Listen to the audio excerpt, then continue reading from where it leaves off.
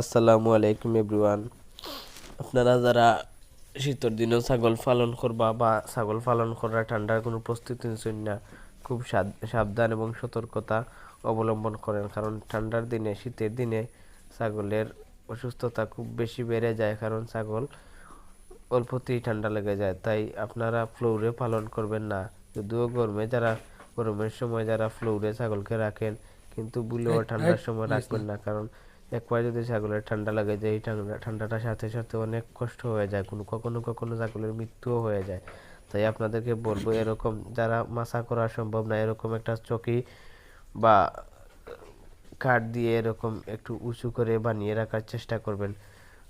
পারেন যদি তাহলে 3-4 ফুট উঁচা রাখেন, এবং যদি না পারেন অন্ততপক্ষে মাটি থেকে 1.5 থেকে 2 ফুট উঁচুতে রাখেন, কারণ যাতে নিচে ঠান্ডাটা না লাগে।